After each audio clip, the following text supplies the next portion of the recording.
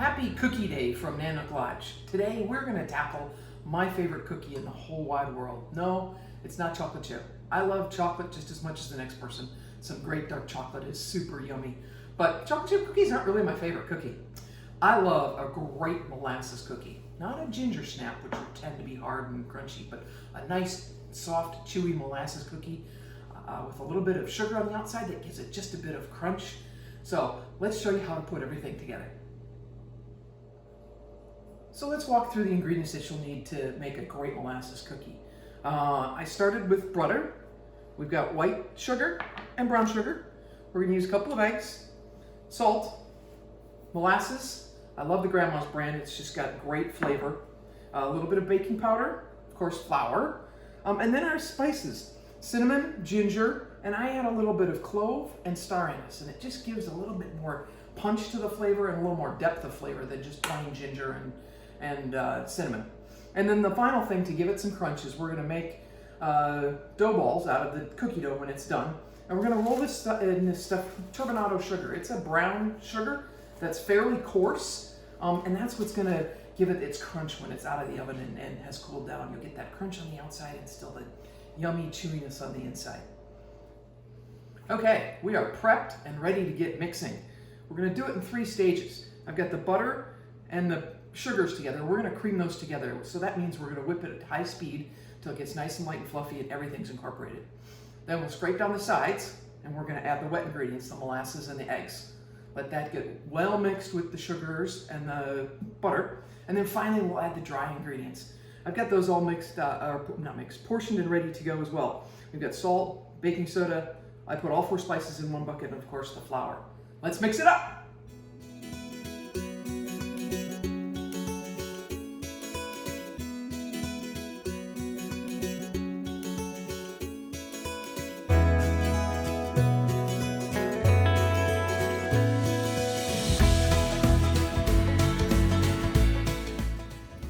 Sometimes you gotta just make that butter get back down in the bowl a little bit.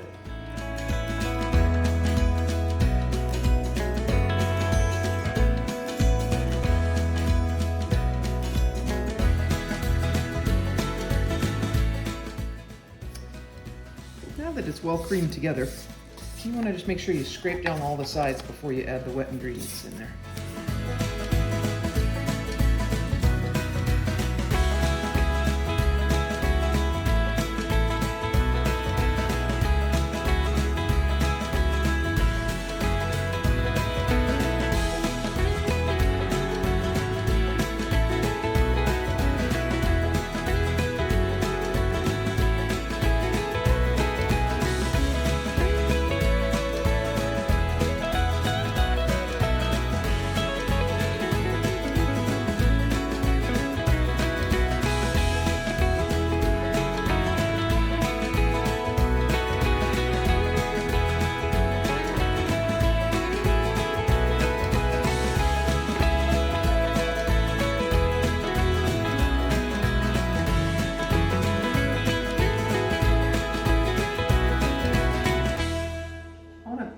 Share with you one of my favorite cookie tools, and this is a scoop.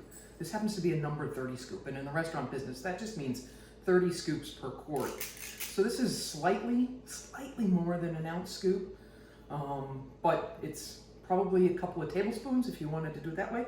But I love how when you just do this and then you put it in the sugar and you do this again and you put it in the sugar, you got really consistent cookies. So now I've got my scoop handy. It's time to scoop out our cookies, and I'll show you how to roll them in sugar. So I just put a couple of scoops in there, and then I just roll them around in the sugar until everything is coated, and put them on the tray.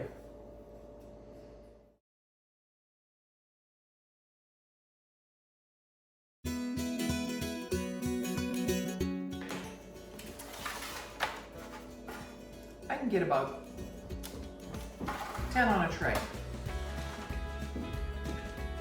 All right, these just came out of the oven, and you can see they're just perfectly round. They're a little puffy.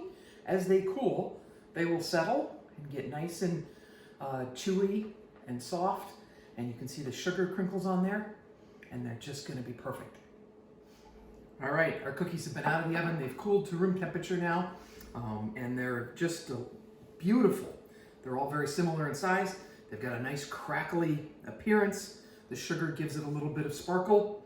And when you break them open, they're still nice and soft on the inside. Take a bite. That crunch from the sugar on the outside, nice and chewy. Lots of exploding flavors in there. Best molasses cookies ever. Thanks for joining us at Cooking in Nook Lodge to learn how to make the best molasses cookies.